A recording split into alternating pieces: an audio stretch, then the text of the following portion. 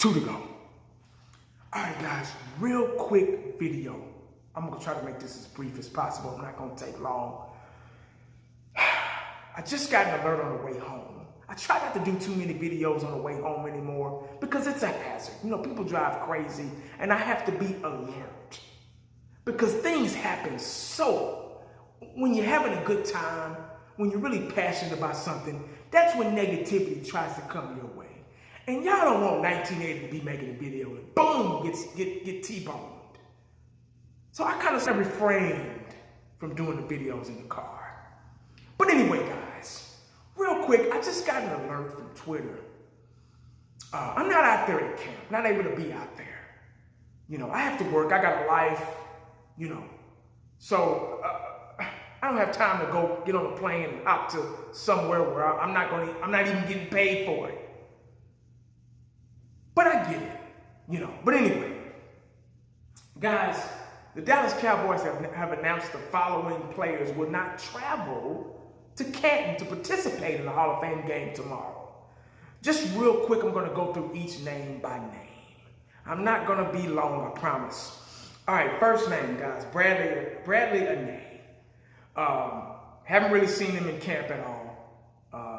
Hasn't really stood out, you know. So who knows? Bradley Ane is the first casualty. Well, not casualty, but the first guy on the list. Josh Ball is next. Another one, haven't really heard or seen anything or hadn't been a standout in camp. Francis Bernard, actually, I think he got waived last year, but he made the 53-man roster and is trying it again this year. He's not going with the team. I don't know if it's injury related or what. Amari Cooper. No mystery behind that. He's been nursing an injury. I've seen him off to the side. Got a little footage of him off to the side, you know, doing the rubber bands and things like that. So he says he's feeling pretty good. He's be ready when the season starts. But I would love to see Amari Cooper at least in week 2 or 3 of the preseason. Chauncey Gulstan is another guy, another rookie. Hasn't really stood out in camp, really. Haven't heard of him or anything. Let's see who we got. CJ Goodwin is next. He's not traveling with the team as well. Tristan Hill, still trying to prove himself, guys. Still trying to really prove himself. And there's been rumor that he might not even make the 53-man roster this year. So who knows? Haven't really stood out in camp. Haven't heard too much about him. So he's another one. So we'll see with Tristan Hill, but he's not traveling with the team tomorrow to play in the Hall of Fame game. Malik Hooker just signed him about a week and a half ago.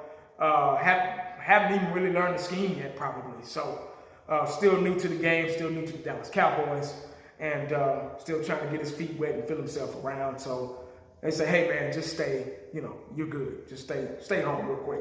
Maybe you'll see some action week 2 or 3. Blake Jarwin had the Achilles injury, missed the whole season last year. Actually, in training camp, he got the Achilles. Missed the whole damn season. Schultz stepped in and did a really good job for him. That's going to be a position battle. Those guys are kind of neck and neck, having a pretty good camp as well.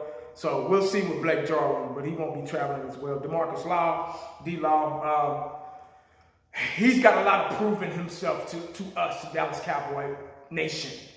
There's a lot of mixed reviews about him, a lot of mixed emotions about him. Some people like what he's doing. Some people's like, okay, where are the sacks? You got your money, where are the sacks? So I'm looking for some sacks. I get it, you're being double teamed and you're causing a lot of friction on your side and maybe stopping a run at times and doing some pretty good things here and there. But we need to be a little bit more consistent, D-Law. You got your money, one of the highest paid defensive ends, no excuse.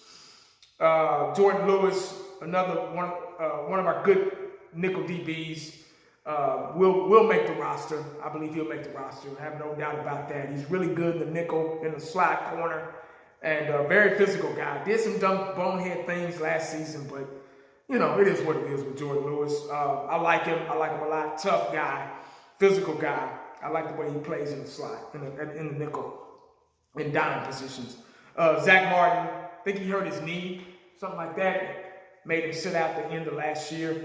And the last of the Great Wall of Dallas Part 2, he will miss week 1 preseason game, Hall of Fame game tomorrow as well. Don't want to risk him, guys. He's arguably one of the best guards in the league, if not the best guard in the league.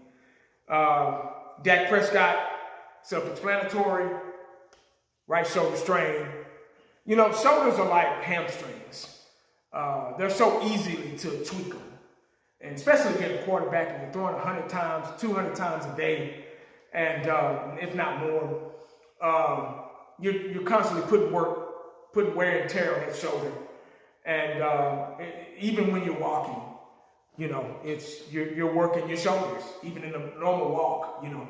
So they don't want to risk him. I get it. They're being very, very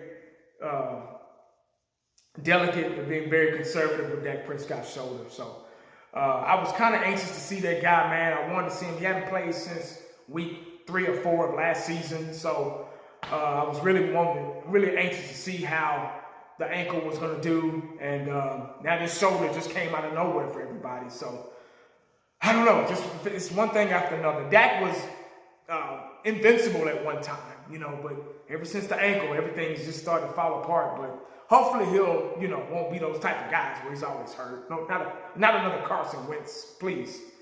God bless his soul, or bless his heart. Tyron Smith, one of the last of the Great Wall of Dallas too. One of the great tackles in the league, one of the best when healthy. Tyron Smith is really dominant, even at like 75, 80%. But we need Tyron Smith to be at least 90, 95 this season. I know he's getting older, you know. He's still young, but he's getting older. But I like Tyron Smith, man. I just want him to be okay.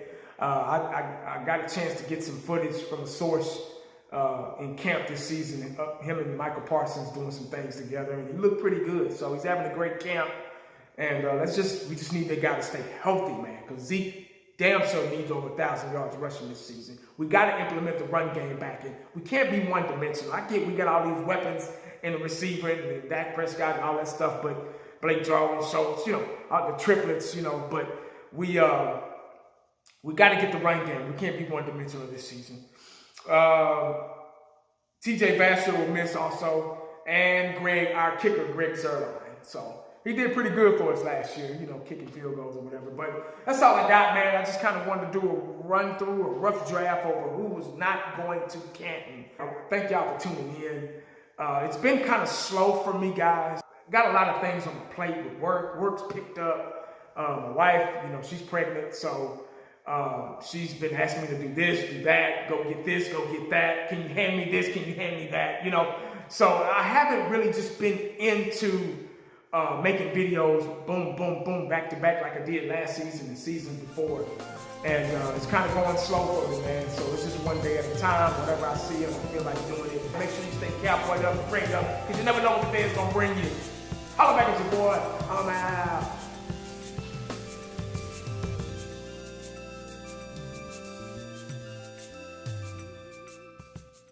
And the only thing else I got to say is,